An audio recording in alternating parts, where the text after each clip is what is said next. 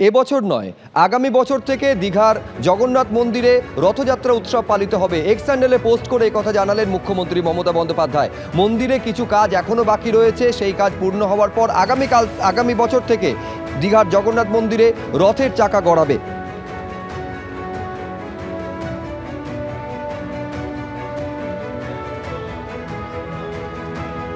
রথযাত্রার আগে পোস্ট করেছেন মুখ্যমন্ত্রী মমতা বন্দ্যোপাধ্যায় যে পরশুদিন যে রথযাত্রা উৎসব এবছর নয়, আগামী বছর থেকে দীঘার জগন্নাথ মন্দিরে রথযাত্রা উৎসব পালিত হবে। এক্স হ্যান্ডেলে পোস্ট করে কথা জানিয়েছেন মুখ্যমন্ত্রী মমতা বন্দ্যোপাধ্যায়। দিনের পর দিন গ্রামবাসীদের ওপর অত্যাচার চালিয়ে আসছেন তারা, এবং এই অভিযোগ থানায় দায়ের হওয়ার পর প্রাক্তন তৃণমূল কংগ্রেস নেতার ভাইকে গ্রেফতার করল পুলিশ। প্রাক্তন তৃণমূল কংগ্রেস নেতা, যার বিরুদ্ধে গ্রামবাসীদের ওপর দিনের পর দিন অত্যাচার চালিয়ে আসার অভিযোগ, তিনি পলাতক বলে জানা যাচ্ছে। এই ঘটনা ঘটেছে চোপড়া বিধানসভা এলাকার ইসলামপুরে। ঠিক কী ঘটনা ঘটেছে, কি অভিযোগ তাদের বিরুদ্ধে, এবং ঠিক কোথা থেকে কিভাবে গ্রেফতারি হলো, পুরোটা আরও বিস্তারিতভাবে আপনাদের সামনে তুলে ধরবেন আমাদের প্রতিনিধি সুদীপ চক্রবর্তী। সুদীপ, বিস্তারিত জানতে চাইব কি অভিযোগ প্রাক্তন তৃণমূল কংগ্রেস নেতার ভাইকে, যার ভিত্তিতে গ্রেফতার করা হয়েছে?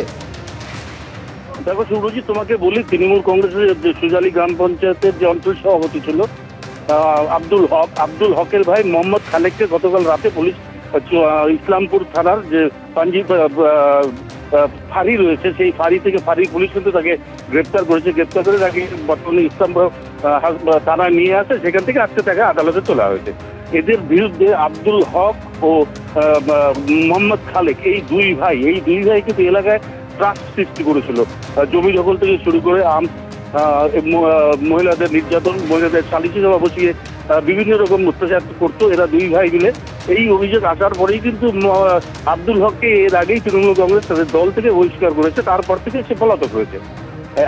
মোহাম্মদ খালেক যে রয়েছে, মোহাম্মদ খালেক কিন্তু তারপরেও দাদা পলাতক হওয়ার পরেও কিন্তু এলাকায় বিভিন্ন লোকের কাছ থেকে কারো জমি দখল করা, কারো চা বাগান দখল করা, এমনকি টাকা না দিতে তাদের মারধর, তো বিভিন্ন ধারায় কিন্তু তার বিরুদ্ধে পুলিশ মামলা এনে তাকে আদালতে তুলেছে। তার বিরুদ্ধে বেশ কিছু আর্মস অ্যাক্টও রয়েছে। ইতিমধ্যেই কিন্তু তাকে আদালতে তোলা হয়েছে। পুলিশের 10 দিনের পুলিশ রিমান্ড চেয়েছে।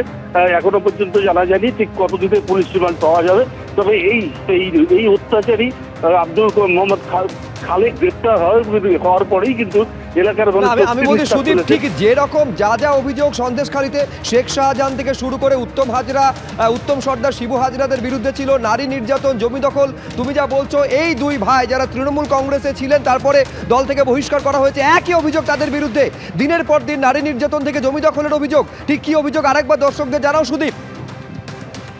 দেখো, তোমাকে বলে একদমই চাই, শেখ শাহজাহান পলাতক হওয়ার পরে তার বিরুদ্ধে যখন গ্রামের মানুষ, সন্দেশখালীর মানুষ যখন থানায় একের পর এক অভিযোগ দায়ের করেছিল, ঠিক তেমনি কিন্তু গতকাল রাতে সে গ্রেপ্তার হওয়ার পরে রাতেই কিন্তু সুজালি অঞ্চলে যে অঞ্চলে তাদের বাড়ি, সেই অঞ্চলে কিন্তু প্রচুর মানুষ, শহরের মানুষ রাতে কিন্তু রামগঞ্জ ফাঁড়িতে, যেটা ইসলামপুর থানার আন্ডার পড়ে, সেখানে তারা রাতেই পৌঁছে যায় তাদের অভিযোগ জানানোর জন্য। তারপরেও কিন্তু আজকে দফায় তাদের বিরুদ্ধে অভিযোগ জানানো হচ্ছে।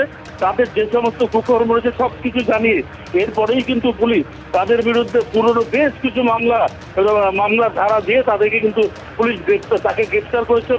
মোহাম্মদ খালেককে গ্রেপ্তার করে তাকে ইতিমধ্যে ইসলামপুর মহকুমা আদালতে তোলা হয়েছে।